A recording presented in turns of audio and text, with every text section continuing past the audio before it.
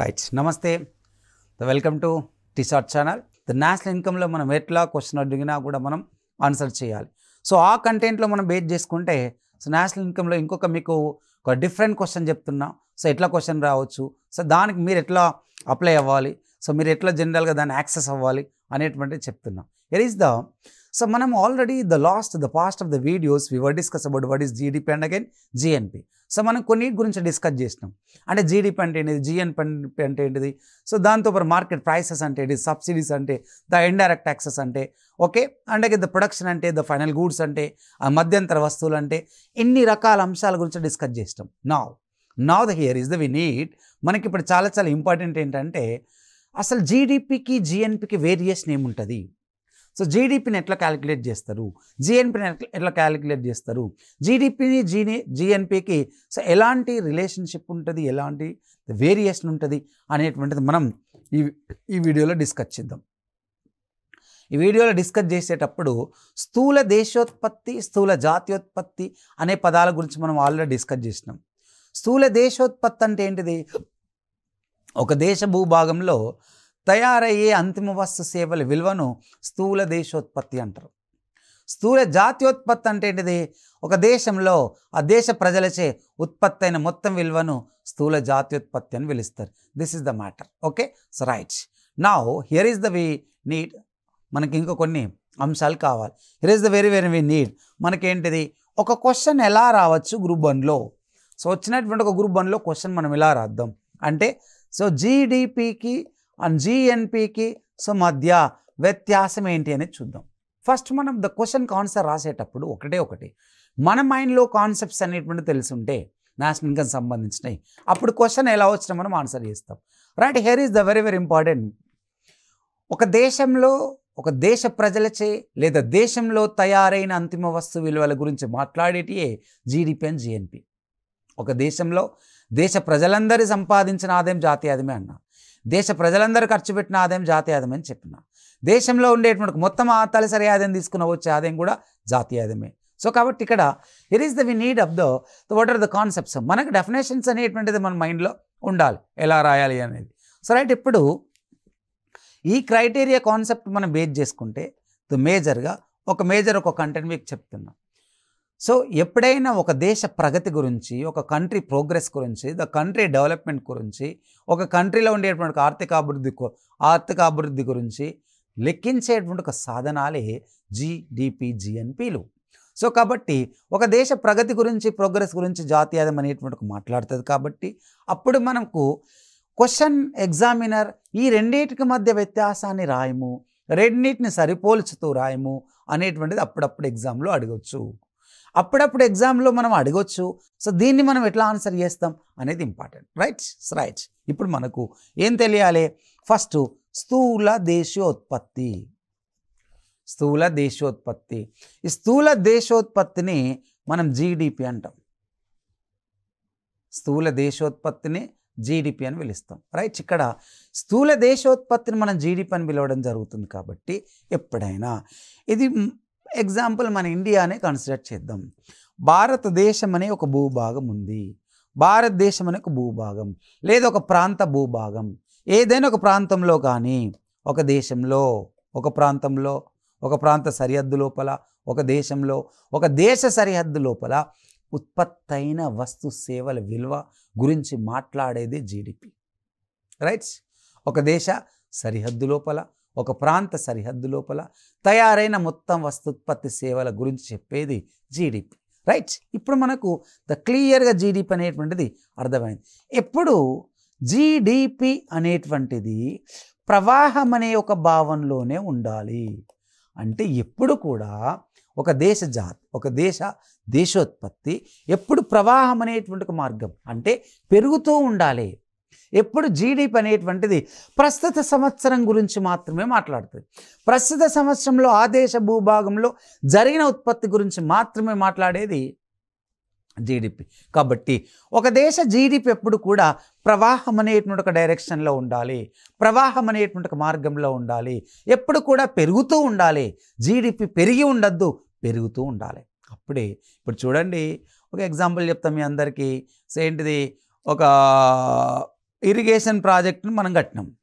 ఒక irrigation project. ఇప్పుడు irrigation ప్రాజెక్టులో నీళ్లు నిల్వ ఉండాలంటే ఏం కావాలి? నది ఎప్పుడు ప్రయాణం చేస్తూ ఉండాలి. నది ఎప్పుడు ప్రయాణం చేస్తూ ఉంటే అప్పుడు ఇరిగేషన్ ప్రాజెక్టులో మొత్తం నీళ్ళు ఉంటాయి.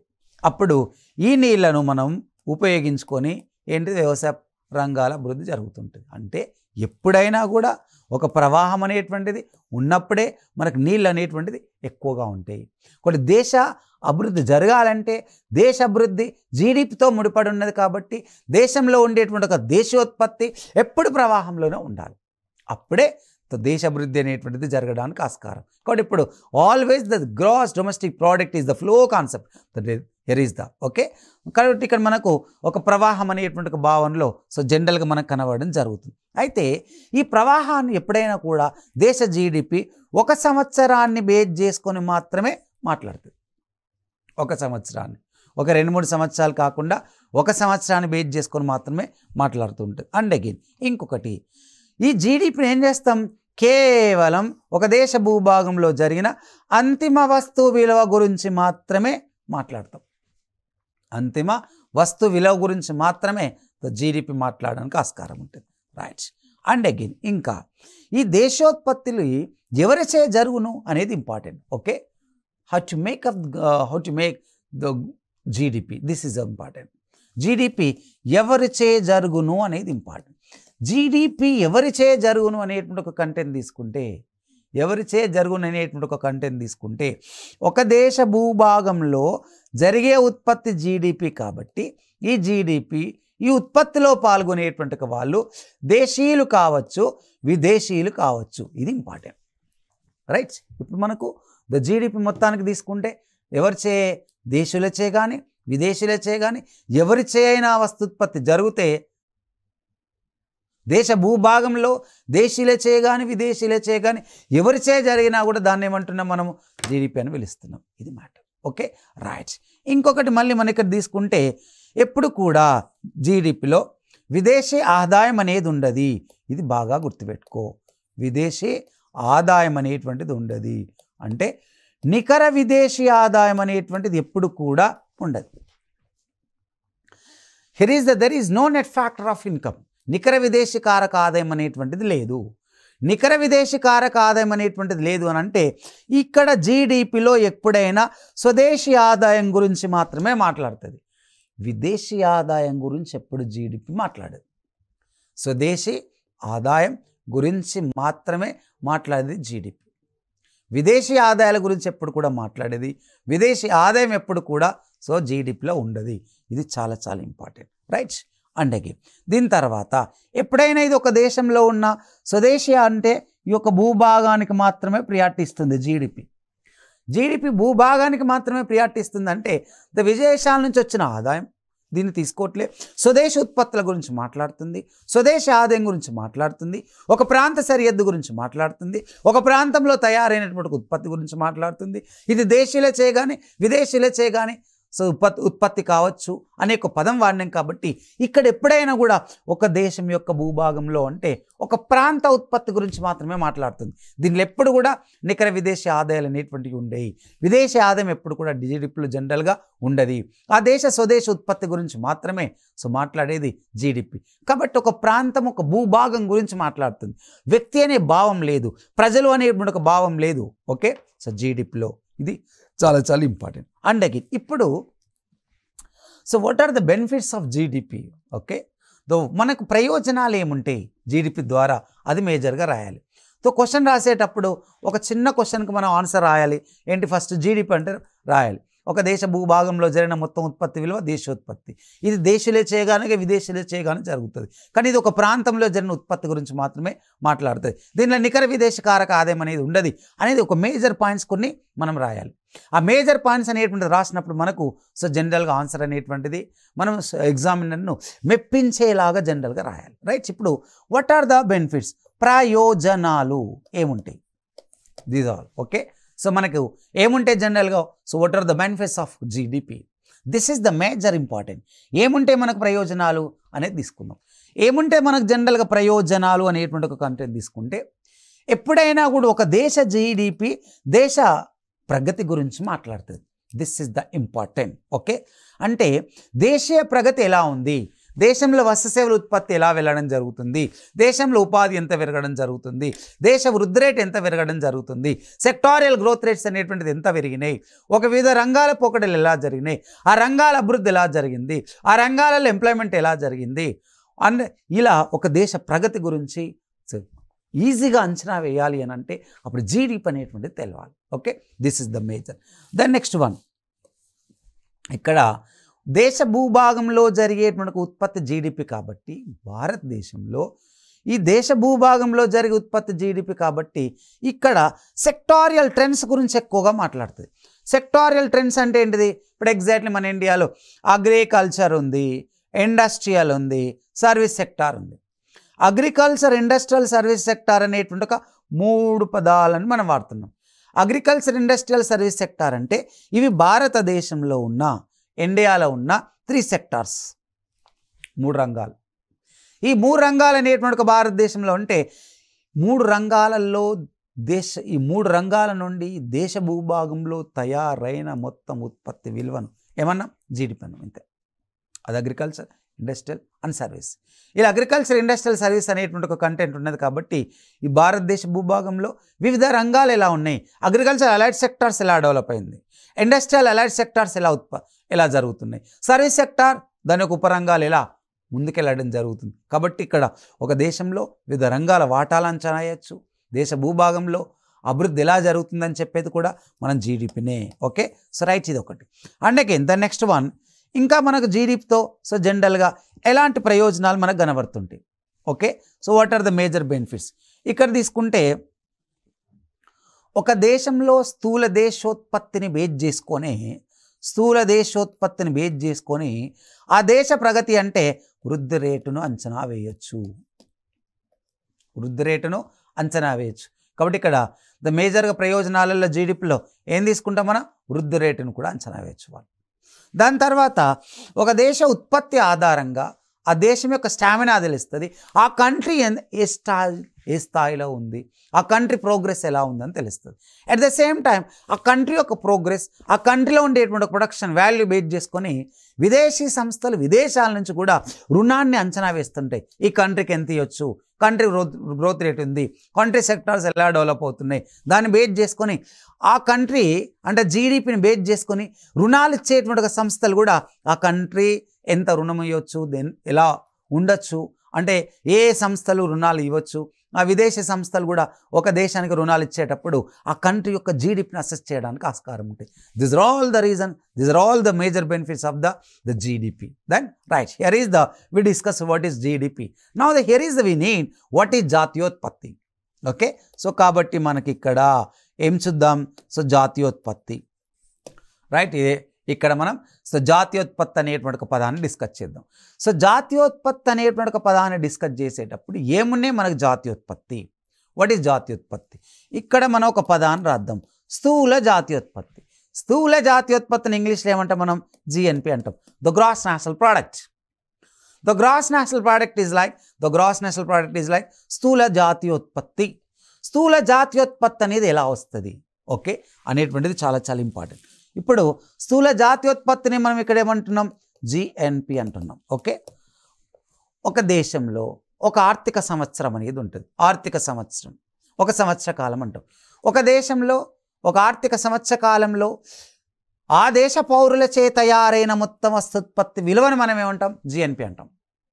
ఒక దేశంలో ఒక ఆర్థిక సంవత్సర కాలంలో ఒక దేశంలో తయారైనటువంటి మొత్తం వస్తు సేవల ఉత్పత్తి యొక్క అంతిమ వస్తు విలువను జాతీయోత్పత్తి అంటాం. జాతీయ ఆదాయం అని పిలుస్తాం. కాబట్టి జిఎన్పి ఈజ్ నథింగ్ బట్ జాతీయోత్పత్తి, జిఎన్పి ఈజ్ నథింగ్ బట్ జాతీయ ఆదాయం. రైట్. ఇప్పుడు ఎగ్జాక్ట్లీ ఈ జిఎన్పి అనేటువంటిది రావాలి అని అంటే ఓ ఫార్ములా ఉంది, ఇంతకుముందు చెప్పిన నేను.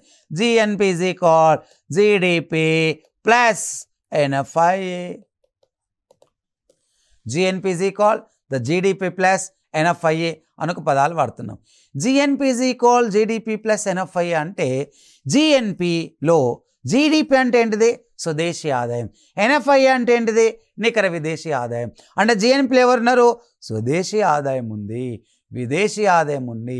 ఈ రెండు కలిస్తే వచ్చేదే జిఎన్పి. Right, clear. సో కాబట్టి ఇప్పుడు మనకు ఈ జిఎన్పిలో ఉండేటువంటి ఒక వేరియేషన్ చూద్దాం. ఎప్పుడైనా కూడా జిఎన్పి పౌరులు అనే ఒక పదాన్ని వాడుతూ ఉంటుంది. దేని వాడింది? పౌరులు. జిఎన్పి అనేటువంటిది ద సిటిజన్స్కి ఎక్కువ ప్రియారిటీ ఇస్తుంది. వ్యక్తులు సంపాదించిన ఆదాయం, వ్యక్తి సంపాదించిన ఆదాయం. ఎందుకనంటే జిఎన్పి ఎప్పుడు కూడా ఒక దేశ భూభాగంలోనే జరిగిన వస్తుత్పత్తి విలువ గురించి మాట్లాడము. దేశంలో ఉండేటువంటి ఒక మొత్తం వస్తుత్పత్తి విలువ విదేశాలకు పంపించినప్పుడు ఈ ఉత్పత్తి కారకులు విదేశాలలో కూడా వాళ్ళ యొక్క కారకాల యొక్క సేవలు అందిస్తూ ఉంటారు. విదేశాలలో సేవలు అందించడం వలన ఆ విదేశాల నుంచి ఆదాయం అనేది వస్తుంది. ఆ విదేశాల నుంచి వచ్చేటువంటి ఆదాయం ఎప్పుడు కూడా ఆర్ అంటాం. ఆర్ అంటేనే రిసీవ్డ్ ఆఫ్ ఇన్కమ్. కాబట్టి ఈ విదేశాల నుంచి వచ్చేటువంటి ఆదాయం ఎవరికి తీసుకొచ్చేయాలి? ఇండియాకి తీసుకొచ్చేయాలి. ఎగ్జాంపుల్. అందుకే ఈ జీడిపిలో స్వదేశీ ఆదాయంలో విదేశీ ఆదాయం కలపడం వలన వచ్చిందే మనకు GNP, gross national product. Clear. అందుకే ఎప్పుడైనా కూడా జీడిపి కంటే జిఎన్పి అనేది చాలా విశాలవంతమైన పదం. ఎందుకంటే ఒక ప్రాంత భూభాగం గురించి మాత్రమే మాట్లాడేది జీడిపి. ప్రాంతం కాకుండా విదేశాల నుండి వచ్చేటువంటి ఆదాయం గురించి మాట్లాడేది జిఎన్పి. అందుకే ఎప్పుడు జిఎన్పి ఒక విశాల భావన. And again at the same time జిఎన్పిలో ఏ ఆదాయాలు ఉన్నాయి? స్వదేశీ ఆదాయం ఉంది. ఇంకా ఏముంది? నికర విదేశీ కారక ఆదాయం కూడా ఉంది. అంతే. స్వదేశీ ఆదాయం ఉంది, నికర విదేశీ కారక ఆదాయం ఉంది. అంటే జిఎన్పికి ఎవరితో సంబంధం ఉందని చెప్పచ్చు? ఒక బాహ్య ప్రపంచంతో సంబంధం ఉంది అని చెప్పచ్చు. బాహ్య ప్రపంచం. అందుకే ఎప్పుడైనా జీడిపి ఒక క్లోజ్డ్ ఎకనామీ గురించి మాట్లాడుతుంది, జిఎన్పి ఓపెన్ ఎకనామీ గురించి మాట్లాడుతుంది. ద క్లోజ్డ్ ఎకనామీ అంటే మూసివేయబడి, అంటే ఇతర దేశాలతో సంబంధం లేకుండా ఆ దేశ స్వదేశీ ఉత్పత్తి గురించి మాత్రమే మాట్లాడేది క్లోజ్డ్ ఎకనామీ. ఆ దేశంతో పాటు బాహ్య ప్రపంచంతో సంబంధాల గురించి మాట్లాడేది ఓపెన్ ఎకనామీ. అందుకే ఓపెన్ ఎకనామీ గురించి మాట్లాడేటువంటిదే జిఎన్పి అని పిలుస్తాం. Right, okay, right. ఇప్పుడు ఇంకా దీంతో పాటు ఒక దేశం అభివృద్ధి చెందిన దేశంగా మారాలన్నా అప్పుడు ఆ అభివృద్ధి చెందేటువంటి ఒక దేశంగా మారాలంటే అప్పుడు జిఎన్పి విలువ అనేటువంటిది పెరుగుతూ ఉంటుంది. అంటే ఒక దేశంలో ఎప్పుడైనా కూడా జిఎన్పి డిసైడ్ చేసేటువంటిది ఎన్ఎఫ్ఐఏ. అంతకంటే ముందు డిసైడ్ చేసేది స్వదేశీ ఆదాయం. స్వదేశీ ఆదాయం అంటే ఏంటిది? జీడిపి. అంటే ఒక కంట్రీలో జీడిపి పెరిగినప్పుడు ఎన్ఎఫ్ఐఏ పెరగవచ్చు. అట్లా ఎన్ఎఫ్ఐఏ పెరుగుతుంటే జిఎన్పి ఇంకా పెరగవచ్చు. సో కాబట్టి ఎన్ఎఫ్ఐఏ ధనాత్మకమైతే జిఎన్పి పెరుగును. నికర విదేశీ కారక ఆదాయం పెరగాలి అని అంటే అప్పుడు పెరుగుతూ ఉంటే అప్పుడు జిఎన్పి పెరుగును. ఇది పరిస్థితి. Okay, right. ఇప్పుడు ఇంకా మనం ఏం డిస్కస్ చేద్దాం? జిఎన్పి నుండి ఎలాంటి ప్రయోజనాలు ఉన్నాయి? సో జిఎన్పి నుండి మనకు జనరల్గా ఎలాంటి ప్రయోజనాలు ఉన్నాయి, జిఎన్పి నుండి మనకు ఎలాంటి ప్రయోజనాలు ఉన్నాయి అనేటువంటి ఒక కంటెంట్ మనం బేస్ చేసుకుంటే జిఎన్పి అనేటువంటిది ఒక దేశం యొక్క అంతర్గత విలువ, దాంతోపాటు బహిర్గత విలువ గురించి మాట్లాడుతుంది. అంతర్గత బలం, బహిర్గత బలం గురించి మాట్లాడేది జిఎన్పి. ఎందుకు అంటే ఒక దేశ భూభాగంలో ఉత్పత్తి అయిన విలువ జీడిపి. కాబట్టి జీడిపి పెరుగుతుంది అని అంటే మనకి ఎగుమతులు పెరుగుతున్నాయి. జీడిపి పెరుగుతుందంటే మన పెట్టుబడులు పెరుగుతున్నాయి. జీడిపి పెరుగుతుందనంటే విదేశాలకు మన వస్తుత్పత్తి జరుగుతుంది. రైట్. కాబట్టి ఈ జీడిపి పెరగడం వలన జిఎన్పి పెరుగుతుందంటే మన అంతర్గతంగా మనం బలంగా ఉన్నాం. ఎట్ ద సేమ్ టైం ప్రపంచానికి ఒక దేశ ఎకనామీ తెలుస్తుంది, అది బహిర్గతంగా కూడా బలంగా ఉన్నాం. అంటే అంతర్గత బలం గురించి, ద బహిర్గత బలం గురించి ద జిఎన్పి చెప్తుంది. రైట్. సో రైట్, ఇప్పుడు ఎగ్జాక్ట్లీ మనకు జిఎన్పి ప్రయోజనాలు, ఇంకా మనకేం ప్రయోజనాలు ఉంటాయి సో జిఎన్పిలో. ఎలాంటి ప్రయోజనాలు ఉంటాయి అనేటువంటి ఒక కంటెంట్ తీసుకుంటే, ప్రపంచ దేశాలు ఉన్నాయి. ప్రపంచ దేశాల యొక్క ఆర్థిక వ్యవస్థతో సంబంధాల గురించి మాట్లాడేది జిఎన్పి. ప్రపంచ దేశాల యొక్క ఆర్థిక వ్యవస్థ యొక్క సంబంధాల గురించి మాట్లాడేది జిఎన్పి. ప్రపంచంలో మనం ఎక్కడున్నాం, ప్రపంచ ఎకనామీలో మన ఎగుమతులు ఎన్ని ఉన్నాయి, ప్రపంచ వ్యవస్థను మనం పరిశీలించినప్పుడు ప్రపంచ ఆర్థిక వ్యవస్థతో మనం పోటీ పడుతున్నాం అనేటువంటి ఒక కంటెంట్ కూడా జిఎన్పి ద్వారా మనం తెలవడానికి ఆస్కారం ఉంటుంది. రైట్. అండ్ అగైన్ ఇంకా ఒక దేశం జిఎన్పి వలన ఒక దేశ ఆర్థిక యొక్క పరిణామక్రమం ప్రపంచానికి క్లియర్గా చెప్తూ ఉంటుంది. ఎందుకంటే మన ఇండియాలో తయారైన వస్తు సేవల ఉత్పత్తులు ఉన్నాయి.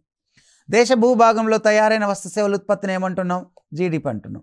ఈ జీడిపి వలన ఏం జరుగుతుంటుంది? మన దేశ భూభాగంలో వస్తు సేవల ఉత్పత్తి అవుతుంది.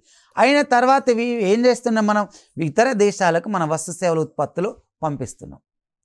ఇలా పంపించడం వలన అప్పుడు విదేశాలలో మన వస్తుత్పత్తి విలువ గురించి తెలుస్తుంది. అంటే మన ఎకనామీ బహిర్గతంగా చెప్పేటువంటిదే ఒక జిఎన్పి. రైట్. ఇంకా ఇదే కాకుండా ఒక దేశంలో దేశోత్పత్తి గురించి మాత్రమే మాట్లాడేది జీడిపి. అంటే దేశీయ వస్తుత్పత్తి అంటే మన భారతదేశంలో దేశీయ వస్తు డిమాండ్ ప్రపంచానికి తెలవాలి అని అంటే అప్పుడు ఆటోమేటిక్గా ఏముండాలి? జిఎన్పి ఉండాలి. ఒక దేశీయ వస్తు డిమాండ్ ఎలా ఉంది, దేశీయ వస్తు డిమాండ్ ఎలా ఉంది. ఓకే. సో దాంతోపాటు ఈ దేశీయ వస్తు డిమాండ్ ప్రపంచానికి చెప్పేది కూడా GNP. Right. These are all the kinds of the contents in between the GDP and GNP. ఇవన్నీ కూడా జీడిపికి జిఎన్పికి మధ్య వ్యత్యాసాలు చెప్పడం జరుగుతుంది at the same time. Okay. So ఇంకా ఏమున్నది జనరల్గా? ఇంకా మనకు జనరల్గా ఏమున్నది అనేటువంటి ఒక కంటెంట్ గురించి మనం డిస్కస్ చేసేటప్పుడు ఇంకా నేషనల్ ఇన్కంలో తలసరి ఆదాయానికి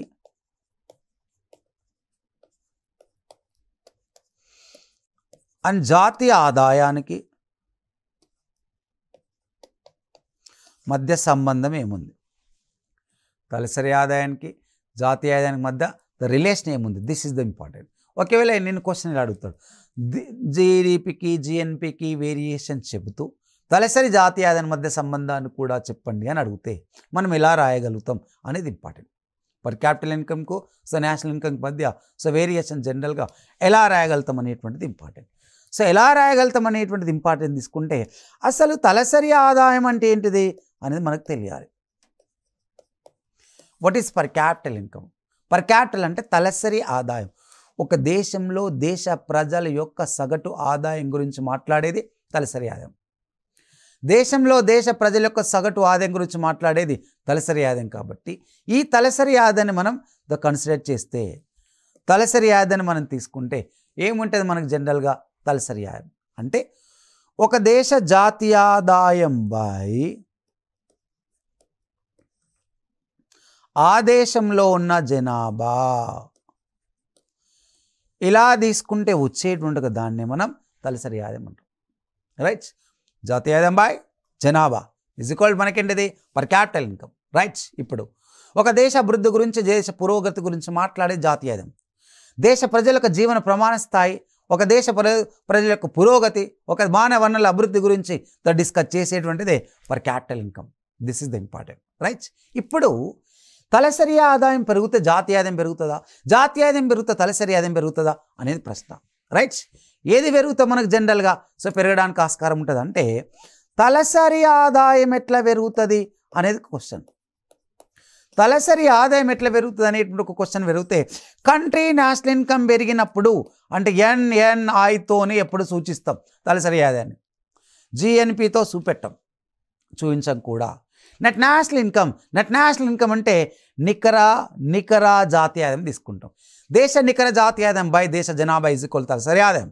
కాబట్టి ద నేషనల్ ఇన్కమ్ కావాలి. కాబట్టి నేషనల్ ఇన్కమ్ అనేటువంటిది ఇంపార్టెంట్. కాబట్టి ఈ నేషనల్ ఇన్కమ్ని మనం కన్సిడర్ చేస్తాం. ఈ నేషనల్ ఇన్కమ్ అనేటువంటి కన్సిడర్ చేస్తే దేశ జాతీయ ఆదాయం పెరిగిన తలసరి ఆదాయం పెరుగుతుంది, జాతీయ ఆదాయం పెరిగిన తలసరి ఆదాయం పెరుగుతుంది. కానీ జనాభా పెరుగుతూ జాతీయ ఆదాయం పెరిగితే తలసరి ఆదాయం పెరగదు. ఇది ఇంపార్టెంట్. జనాభా తగ్గి జాతీయ ఆదాయం పెరిగితే తలసరి ఆదాయం పెరుగుతుంది. తలసరి ఆదాయం పెరగాలంటే this is the major of the small income. The per capital income పెరగాలంటే పాపులేషన్ రిడ్యూస్ కావాలి. పర్ క్యాపిటల్ ఇన్కమ్ పెరగాలంటే నేషనల్ ఇన్కమ్ పెరగాలి. This are all okay right. ఇవన్నీ ప్రధానమైనటువంటి అంశాలు. ఇవన్నీ ఒక ప్రధానమైనటువంటి అంశాలు కాబట్టి ఒక దేశ తలసరి ఆదాయం పెరుగుదలే ఆ దేశ మానవ పురోగతిగా మనం చెప్పచ్చు. రైట్. ఇప్పుడు సో జాతీయ ఆదాయం ఎట్లా పెరుగుతుంది అనేటువంటిది ఇంపార్టెంట్. సో జాతీయ ఆదాయం ఎట్లా పెరుగును అనేటువంటిగా తీసుకుంటే ఎట్లా పెరుగుతుంది జాతీయ ఆదాయం? జనాభా పెరిగిన, తలసరి ఆదాయం పెరిగిన జాతీయ ఆదాయం పెరుగుతుంది. కానీ వాస్తవ జాతీయ ఆదాయం పెరగాలంటే ఏం కావాలి? జనాభా తగ్గి తలసరి ఆదాయం పెరగాలి. అప్పుడు వాస్తవ జాతీయ ఆదాయం అనేటువంటిది పెరగడానికి ఆస్కారం ఉంటుంది. అది పరిస్థితి. కాబట్టి ప్రపంచంలో చాలా దేశాలు జాతీయ ఆదాయం ఎక్కువ ఉన్న దేశాలు తలసరి ఆదాయంలో లేవు. తలసరి ఆదాయం తక్కువగా ఉండేటువంటి దేశాలు ప్రపంచంలో అభివృద్ధి చెందిన దేశాలుగా ఉన్నాయి. జాతీయ ఆదాయం ఎక్కువగా ఉన్న దేశాలు అభివృద్ధి చెందిన దేశాలుగా లేవు. చిన్న దేశాలు కూడా పర్ క్యాపిటల్ ఇన్కమ్ ఎక్కువ ఉన్నది. పర్ క్యాపిటల్ ఇన్కమ్ ఎక్కువగా ఉన్న కంట్రీస్ ఈరోజు వెల్ ప్రోగ్రెస్డ్ కంట్రీస్గా కనబడడం జరుగుతుంది. Okay right. సో కాబట్టి ఇప్పుడు మనకు తలసరి ఆదాయం పెరగాలంటే జనాభా తగ్గి సో జాతీయ ఆదాయం అనేటువంటిది పెరగాలి. అప్పుడు ఒక దేశంలో వాస్తవ అభివృద్ధి అనేటువంటిది సో జరగడానికి ఆస్కారం ఉంటుంది. ఓకే గైస్, ఇప్పుడు మనం ఏమేమి తీసుకున్నాం? జీడిపికి జిఎన్పికి వేరియేషన్ తీసుకున్నాం. జీడిపి ప్రయోజనాలు ఏమిటో తీసుకున్నాం. జిఎన్పి ప్రయోజనాలు ఏమిటో తీసుకున్నాం. పర్ క్యాపిటల్ ఇన్కమ్ ఎట్లా లెక్కిస్తారో తీసుకున్నాం. పర్ క్యాపిటల్ ఇన్కమ్ జాతీయ ఆదాయానికి ఎట్లా సంబంధం ఉంటుంది అనేటువంటి కూడా డిస్కస్ చేయడం జరిగింది ఈ వీడియోలో. సో మనం చాలా అంశాలు మనం డిస్కస్ చేయడం జరిగింది. సో ఓవరాల్గా తీసుకుంటే గైస్ ఇది నేషనల్ ఇన్కమ్లో ఉండేటువంటి ఒక కాన్సెప్ట్స్ ఇంకా మనం డిస్కస్ చేద్దాం. ఇంకా నేషనల్ ఇన్కమ్ కాన్సెప్ట్స్ ఇంకా డిస్కస్ చేద్దాం. ఓకే, థ్యాంక్ యూ, నమస్తే.